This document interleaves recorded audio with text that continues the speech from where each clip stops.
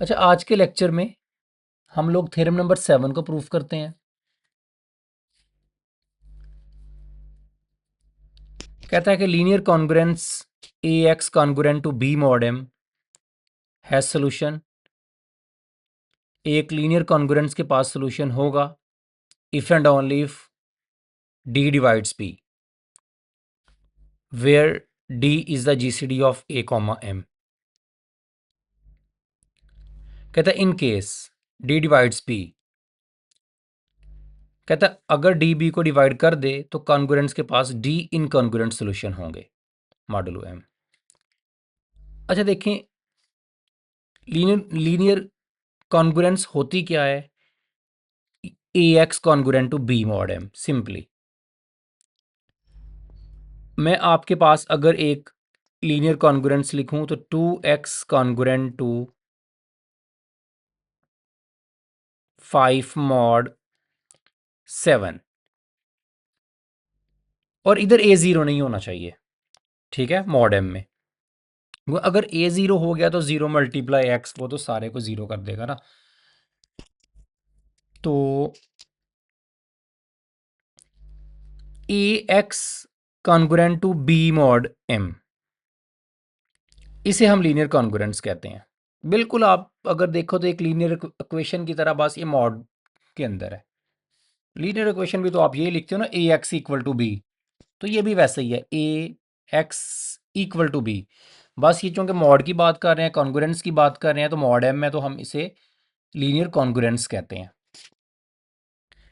कहते हैं अगर आप ये ए और ये एम, इन दोनों का जीसीडी निकाल लो, अगर वो इस नंबर को डिवाइड करेगा तो सोल्यूशन एग्जिस्ट करेगा, अगर डिवाइड नहीं करेगा तो सोल्यूशन एग्जिस्ट नहीं करेगा। इफ एंड ओनली इफ के साथ है। अगर सोल्यूशन एग्जिस्ट कर गया तो इसका और इसका जो जीसीडी है ना, वो बी को डिवाइड करता होगा, ठीक है। तो प्रूफ करने के लिए हम एक बात को पहले लेट करेंगे, दूसरी को प्रूफ करेंगे। पहले आप लोग लेट करोगे सोल्यूशन एग्जिस्ट करता है, और प्रूफ करोगे डी बी को डिवाइड करता है।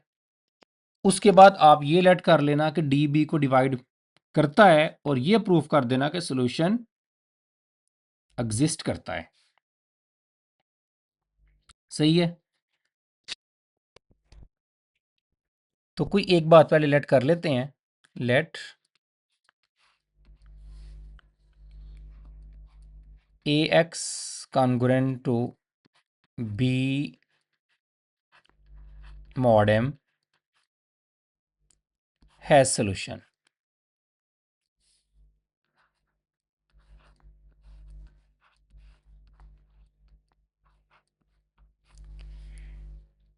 ठीक है, मैंने ये मान लिया है कि सोल्यूशन एग्जिस्ट करता है,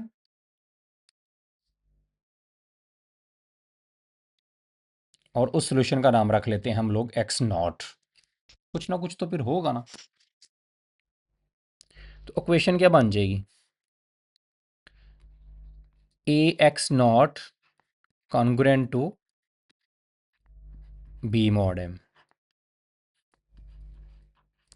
अब आपने प्रूव ये करना है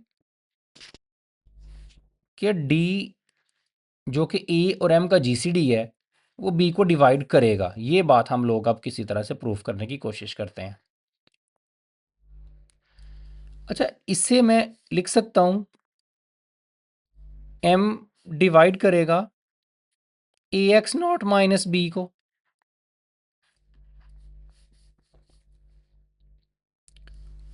और डिविजिबिलिटी की डेफिनेशन से हम इसे क्या लिख सकते हैं? ए एक्स नॉट माइनस बी बराबर होगा एम इंटू सम इंटीजर, और उस इंटीजर को मैं लेट से कि वाई नॉट कह देता हूँ, फिर वाई नॉट बिलोंग्स टू सी। ठीक है, डिविजिबिलिटी हम पढ़ते हैं, अगर ए डिवाइड करे बी को तो हम कहते हैं कि बी इक्वल होगा ए इंटू सम इंटीजर के, टी सम। वही मैंने इधर यूज़ की है। अच्छा, इसको ऐसे भी लिख सकते हैं, ए x naught minus M Y naught equal to B, और फिर इसे लिख सकते हैं ए x naught plus M into minus Y naught equal to B. अच्छा, अगर अगर आप एक बात नोट करो तो ये आपके पास एक इक्वेशन बनी है, हमने पहले पढ़ी थी डेफेंटीन इक्वेशन। डेफेंटीन इक्वेशन क्या होती थी? A x plus B Y equal to C. और हम कहते थे अगर इसका सोल्यूशन एग्जिस्ट करे तो ए और बी का जो जीसीडी है ना, वो सी को डिवाइड करता है। ठीक है, ए और बी का जो जीसीडी है वो डिवाइड करता है किसको? सी को, अगर सोल्यूशन एग्जिस्ट करे। पीछे मेरा एक लेक्चर भी है डेफेंटीन के ऊपर, वो जाके आप लेक्चर दोबारा से देखें, उसमें आपको ये थ्योरम नज़र आएगा। ये भी वेरी वेरी इंपॉर्टेंट थ्योरम है चैप्टर नंबर 2 का। तो ये एक डेफेंटीन इक्वेशन ही बनी है, A x plus B Y equal to C. भाई कुछ भी इंटीजर हो सकता है, ज़रूरी तो नहीं सी आए। तो सी की जगह पे बी आ गया तो कोई प्रॉब्लम नहीं है, बी की जगह पे एम आ गया, ए आपका ए ही है। और डेफेंटीन इक्वेशन है जिसके पास सोल्यूशन भी है, एक्स नॉट और एक इंटीजर वाई नॉट। तो अगर ये डेफेंटीन इक्वेशन है और इसके पास सोल्यूशन भी है, तो इसका मतलब ये है कि ए और एम का जो जीसीडी है वो बी को फिर डिवाइड करता होगा डेफेंटीन इक्वेशन की कंडीशन के मुताबिक, जो मैंने इधर आपको बताई है। ए और एम का जो जीसीडी है वो डिवाइड करता होगा फिर बी को लाजमी तौर पे। और ए और एम का जीसीडी हमने ऊपर डी ही तो बोला हुआ है, इसका मतलब है डी डिवाइड करता होगा बी को। ये चीज़ हम लोगों ने प्रूफ करनी थी, जो हम लोगों ने प्रूफ कर दी। सो एक हिस्सा जो है ना इसका ये प्रूव हो गया। कन्वर्सली अब हम दूसरे हिस्से की तरफ आते हैं। अब हम लेट करते हैं conversely suppose d divides b, और हमने प्रूव ये करना है कि ये लीनियर कॉन्ग्रुएंस जो है ना, a x congruent to B mod m, इसके पास सोल्यूशन एग्जिस्ट करेगा। ये बात हम लोगों ने अब प्रूव करनी है। अच्छा, ऐसा करते हैं, अब डी इधर क्या चीज़ है? डी इधर जीसीडी है किस किस का? ए का और एम का।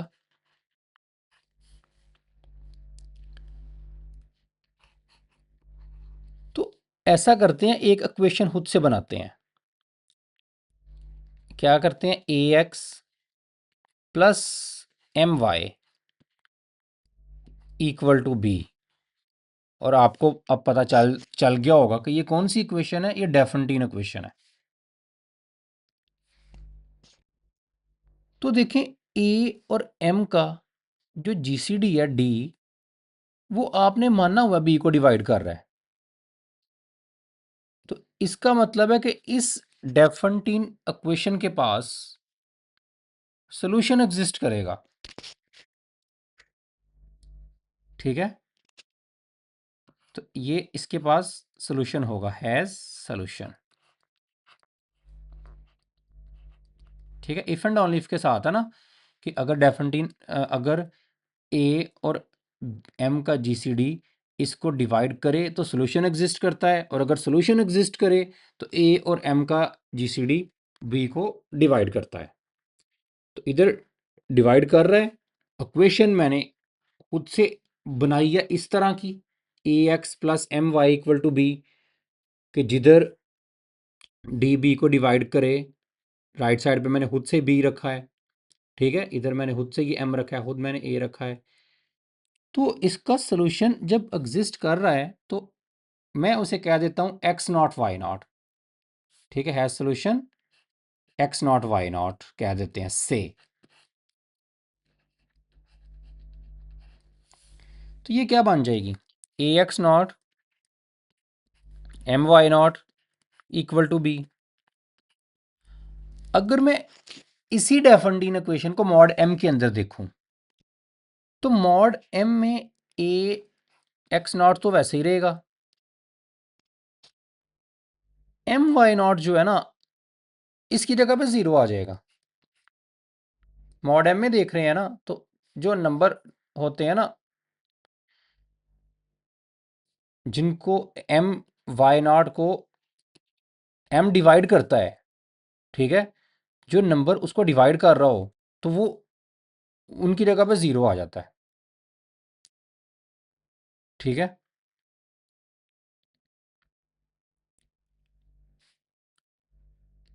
इज इक्वल टू, और ये b भी वैसे ही रहेगा। और किस में बात की है मैंने, मॉड m में बात की है मैंने।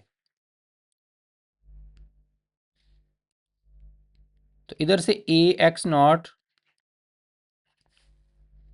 अब ये कॉन्ग्रुएंट हो जाएगा, अब इक्वल नहीं रहेगा मॉड m की बात करने का। तो a x नॉट कॉन्ग्रुएंट हो गया b मॉड m के। अब यही आपकी लीनियर कॉन्ग्रुएंस इक्वेशन ही तो है, लेकिन उसके पास x नॉट सोल्यूशन है। सो हमने प्रूफ कर दिया कि लीनियर कॉन्ग्रुएंस के पास सोल्यूशन एग्जिस्ट कर रहा है मॉड m के अंदर, वही जो आपने ऊपर लिखी थी। तो दोनों बातें प्रूव हो गई।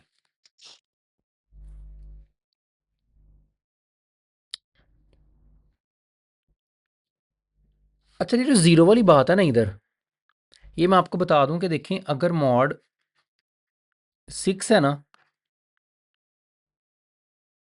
तो आप अगर 12 की बात करें तो 12 कॉन्ग्रुएंट होता है 0 के मॉड 6 में। क्यों? 12 माइनस 0 12 ही रहेगा और 6 उसे डिवाइड करता है। इसी तरह 18 भी कॉन्ग्रुएंस होता है 0 के मॉड 6 में।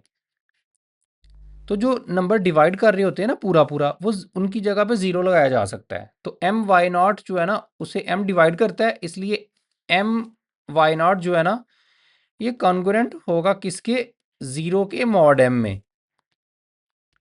तो आप एम वाई नॉट लिखें या 0 लिखें एक ही बात है, इसलिए मैंने इसकी जगह पे 0 लिख दिया है।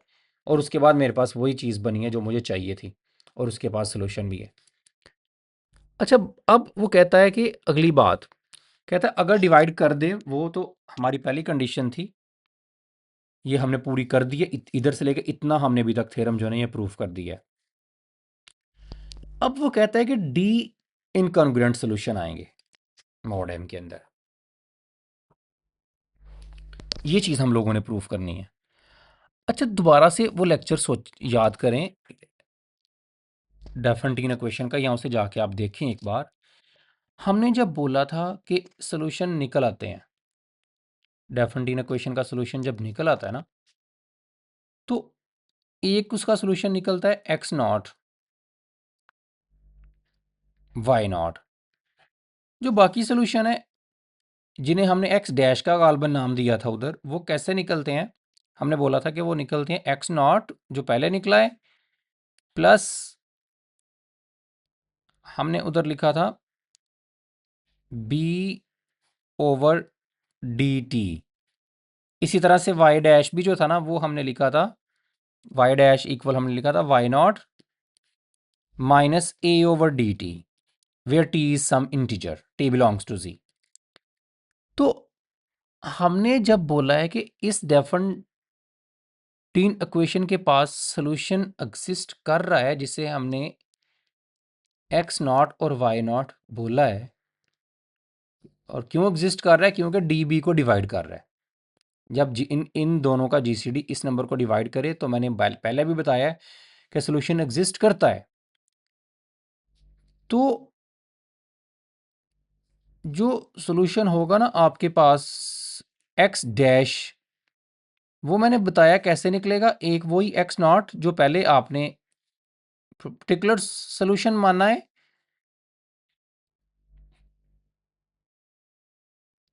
प्लस बी ओवर डी आना है ना, तो ये ए है और ये बी है। डेफिनेट इक्वेशन जो हम स्टैंडर्ड फॉर्म में लिखते हैं ना, a x plus B Y equal to c, तो उसमें हम बी ओवर डी लिखते थे, तो इसमें बी की जगह पे एम है। सो एम ओवर डी आएगा इधर, और साथ आएगा t where t belongs to g. तो ये आपके पास जनरल सोल्यूशन आएगा।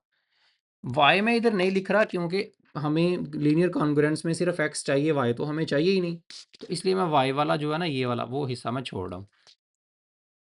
बहरहाल ये मेरे पास काफ़ी सारे सोल्यूशन और भी निकल आएंगे। अब इधर आप t की जगह वैल्यू बदलते जाओ तो लीनियर कॉन्ग्रुएंस के, क्योंकि x नॉट लीनियर कॉन्ग्रुएंस का भी वही सोल्यूशन बन गया है, तो लीनियर कॉन्ग्रुएंस का सोल्यूशन बनने की वजह से अब लीनियर कॉन्ग्रुएंस के भी बाकी सोल्यूशन ऐसे ही निकाले जा सकते हैं। लेकिन वो कहता है कि डी इनकॉन्ग्रुएंट सोल्यूशन होते हैं। अब अभी तो ये इनफाइनाइट है, अगर t बिलोंग्स टू z की बात करें ना, तो इंटीजर्स तो इनफाइनाइट है, इनफाइनाइट t की जगह पे मैं 0 1 2 3 4 5 6 एंड सो ऑन रखता जाऊंगा, तो मेरे पास x डैश बहुत सारे बनेंगे।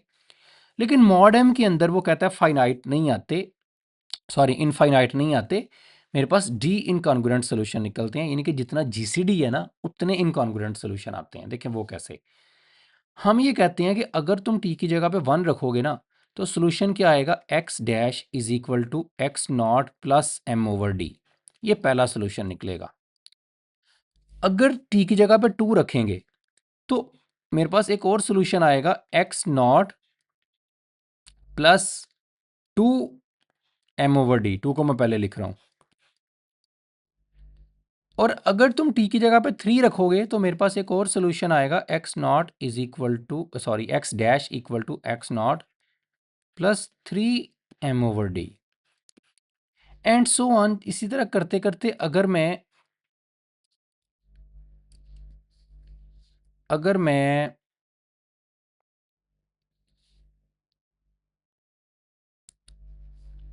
d-1 रखता हूं t की जगह पे,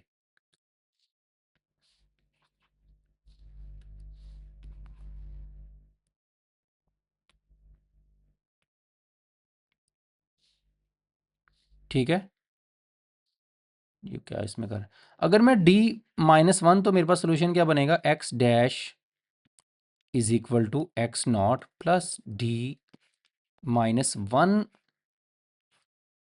एम ओवर डी। अब टोटल कितने सोल्यूशन हो गए, d-1 हो गए, सॉरी d हो गए। कैसे, पहला आपका एक्स नॉट, एक ये हो गया, और उसके बाद d-1 इधर से शुरू करके हो गए, किधर से, इस जगह से जिधर से t की वैल्यू आपने 1 रखी थी, d-1 ये एक, ये टोटल हो गए d।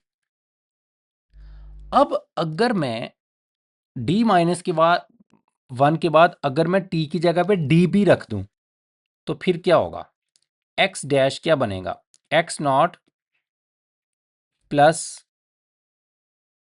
डी, t की जगह पे मैंने क्या रखना था, d, ओके, t की जगह पे मैंने रख दिया d और साथ m ओवर d वैसे ही।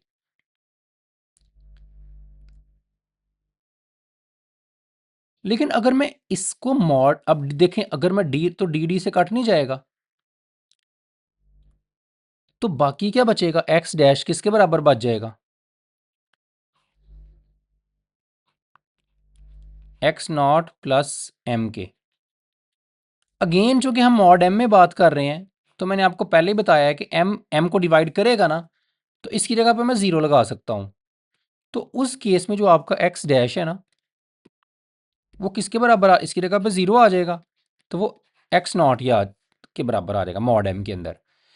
ये नहीं कि हमने ये बात, हमें पता चली कि d-1 तक तो सही था, सोल्यूशन आ रहे थे, लेकिन d-1 के बाद जैसे ही मैंने t की जगह पे d पुट किया, तो मेरे पास जो सोल्यूशन है x डैश, जिसको मैं जनरल सोल्यूशन कह रहा हूं, जिससे मैं बाकी सारे सोल्यूशन निकाल रहा हूं, वो पहले सोल्यूशन के जाके बराबर हो गया।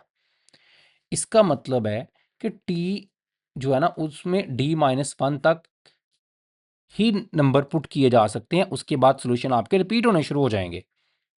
ठीक है, तो मुझे d-1 तक ही सोल्यूशन मिलते हैं, सो एक्स नॉट पहला और d-1 और, सो मुझे टोटल d सोल्यूशन मिलते हैं। तो इधर आगे रिपीटेशन, ये पहला ही सोल्यूशन आ गया अब आपके पास।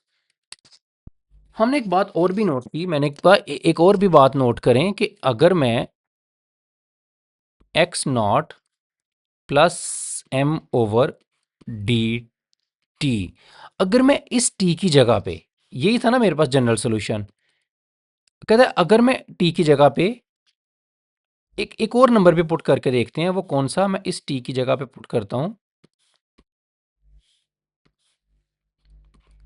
मैंने कहा इधर अगर मैं डी प्लस के पुट करूं, और इधर के जो है ना ये कोई डी से छोटा नंबर है, तो कहता है ये किसके बराबर आता है, इसको इसको सॉल्व करके देखें।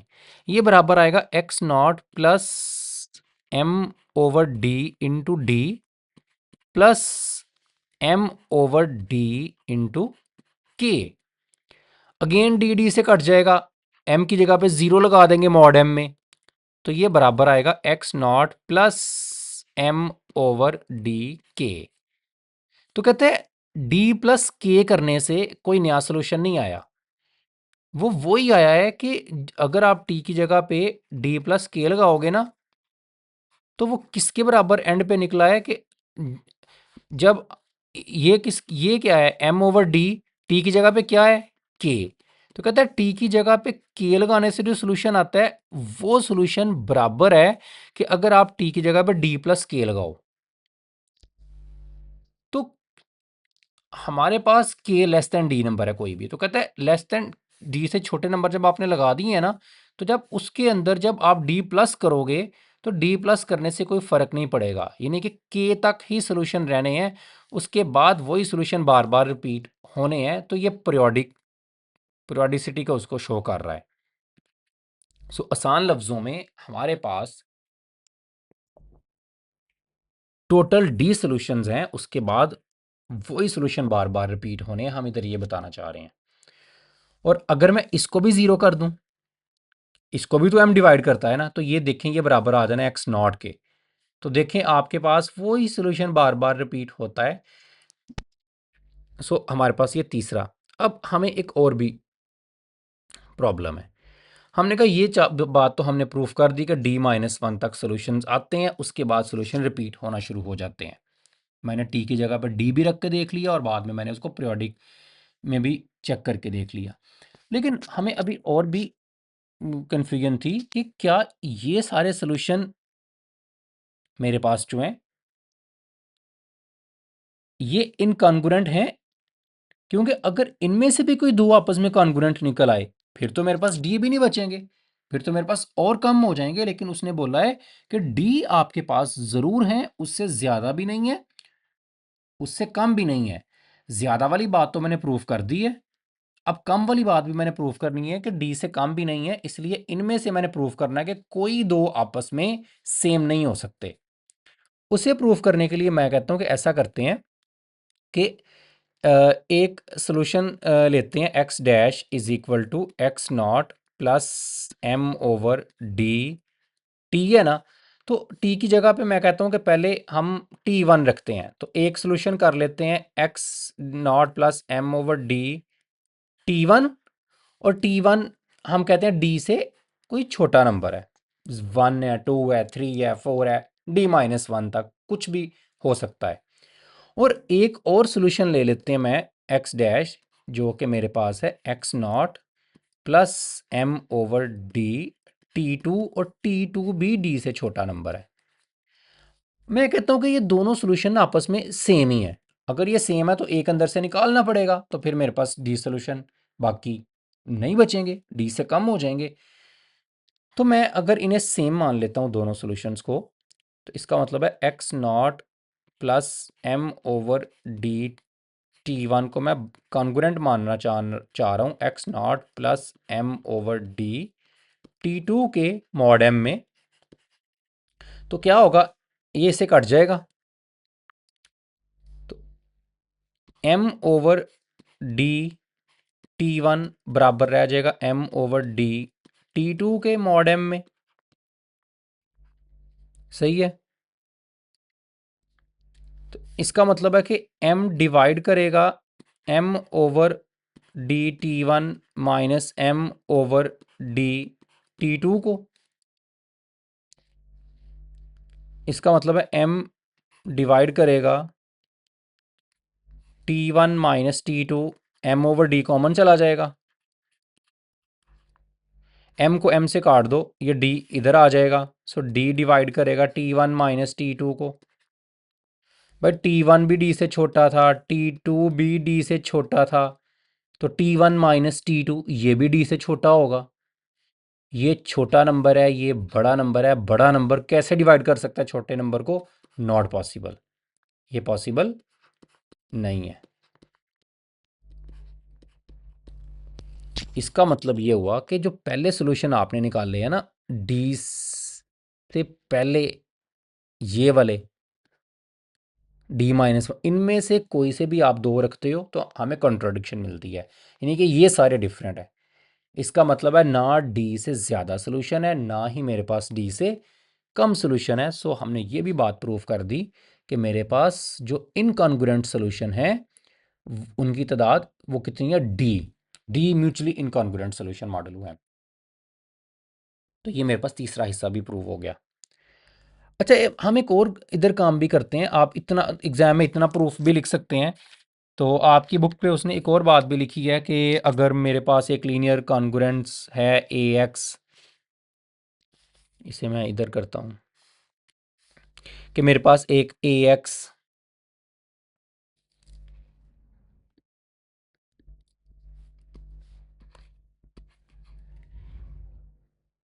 नॉट कॉन्ग्रुएंट है बी मॉड एम के, यानी कि मेरे पास एक अगर एक्स नॉट अगर सोल्यूशन है, और मेरे पास अगर एक सोल्यूशन जो है वो एक्स डैश भी है, दो सोल्यूशन है अगर एक लीनियर कॉन्ग्रुएंस इक्वेशन के, तो इस केस में हमारे पास क्या होगा कि चूंकि दोनों ही बी मॉड एम के बराबर हैं, तो ए एक्स नॉट जो है वो कॉन्ग्रुएंट हो जाएगा ए एक्स डैश के फिर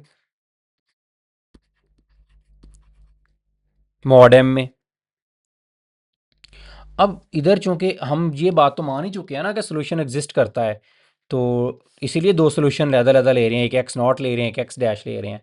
तो डी जो जी सी डी है, ए और एम, डी डिवाइड करेगा बी को, इस केस में भी इस केस में भी, यानी कि डी क्या है? जी सी डी है ए और एम का, ए और एम का जी सी डी है, ये डिवाइड करेगा बी को।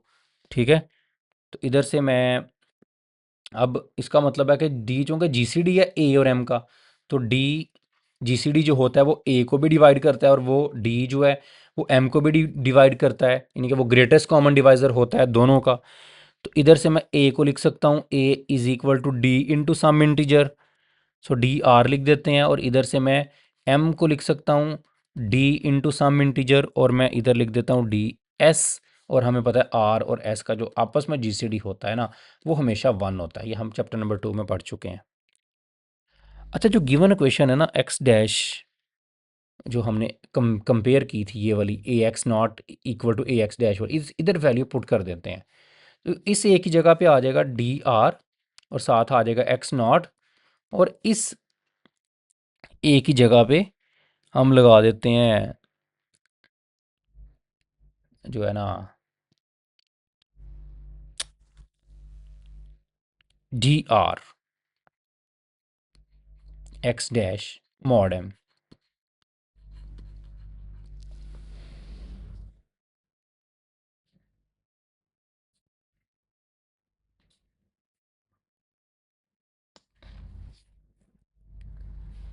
अच्छा, इधर इधर इस ए की जगह पे हम डी एस लगा देते हैं, चलें चेक करते हैं भला लगा के।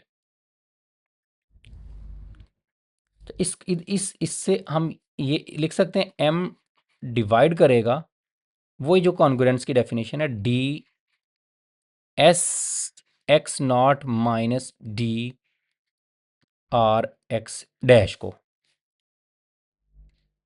इसका एम डिवाइड करेगा, डी कॉमन ले लो, s x naught minus r x dash को।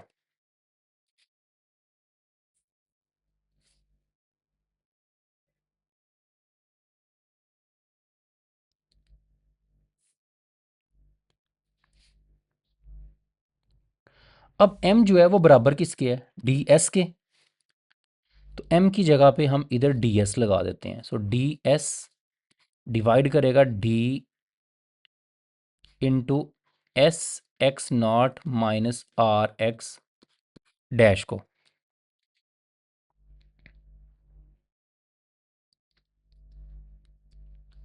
ये डी इस डी से कट जाएगा, यानी कि एस डिवाइड करेगा s x naught minus r x dash को।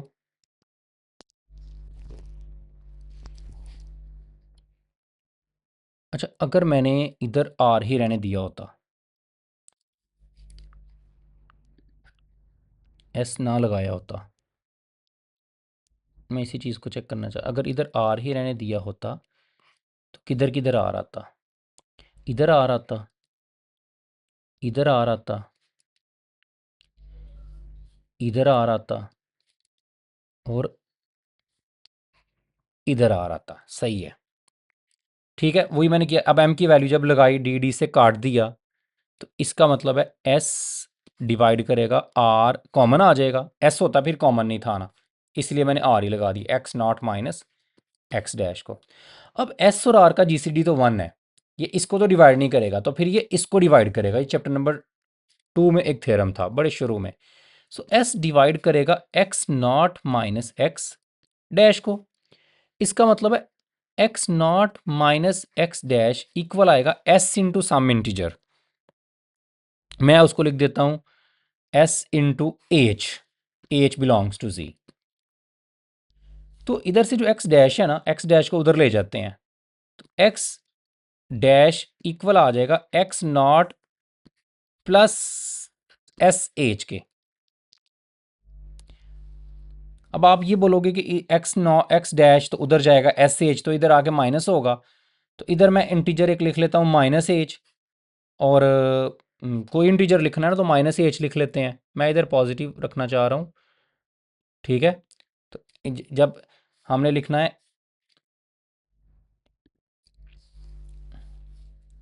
क्योंकि हम एक थ्योरम पढ़ते हैं कि अगर एस इसको डिवाइड कर रहा है ना, x naught minus x dash को, तो एस इसको भी डिवाइड करेगा x dash minus x not को, यानी कि इसको पहले लिख लें, इसे बाद में लिख लें। तो उससे हम ये बना सकते हैं कि एक्स डैश पहले आ जाएगा, एक्स नॉट बाद में आ जाएगा, so x dash is equal to x naught plus s h. अच्छा, डिवीजन एल्गोरिदम अप्लाई करते हैं एच पे। एच को हम डिवाइड करते हैं, हम लोग एच को डिवाइड करते हैं डी पे, ठीक है।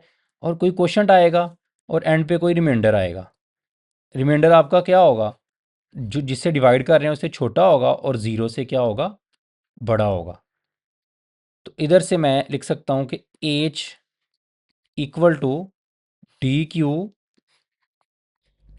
प्लस आर, ठीक है। सो एच को और डी को लेके, डी क्या है, जीसीडी जो था ए और एम का, मैंने आपस में डिवाइड किया और डिवीजन एल्गोरिदम से मैंने ये लिखा।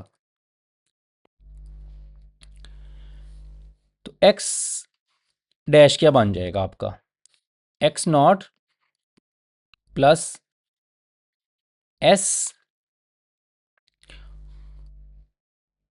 एच की जगह पे क्या आ जाएगा, डी क्यू प्लस आर।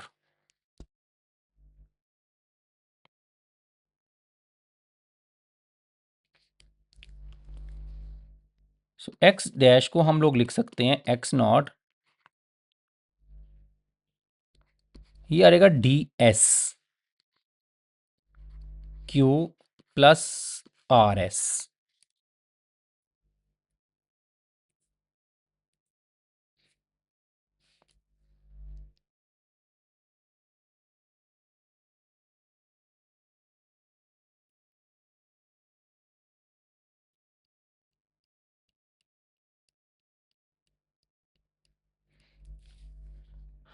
और इधर जो रिमाइंडर है ना, वो हम आर के बजाय हम इसको ना, आर चूंकि पहले भी यूज़ हो रहा है, हम इसे टी लिख देते हैं। सो एच इक्वल आएगा डी क्यू प्लस टी, ठीक है।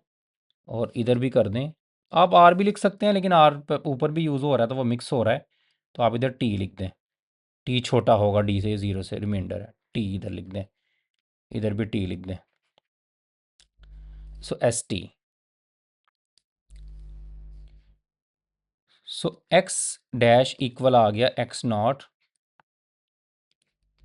ये किसके बराबर आएगा, एस टी किसके बराबर था, एम के, तो इधर एम आ गया, तो ये बन गया M Q,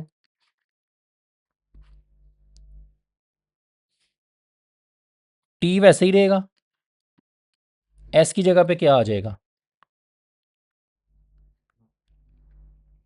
M over d, ये वाला आर था ना, मैंने इसलिए रिमाइंडर को चेंज किया है, ये वाला आर बाद में मिक्स होना था, हम इस आर की वैल्यू ना कि पुट कर देते, सो आ जाएगा एम ओवर डी।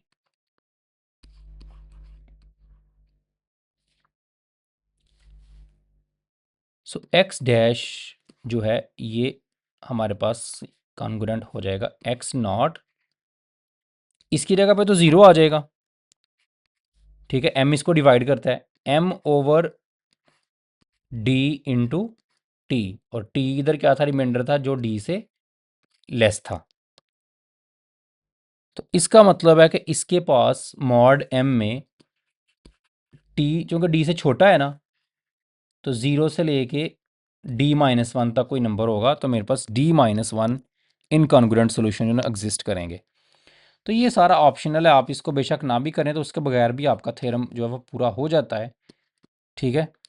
तो आज के लेक्चर में इतना ही है, कल हम एक और थ्योरम प्रूफ करेंगे छोटा सा, और उसके साथ हम लोग चाइनीज़ रिमाइंडर थ्योरम जो उसका प्रूफ देखेंगे। सो तब तक के लिए अल्लाह हाफिज़।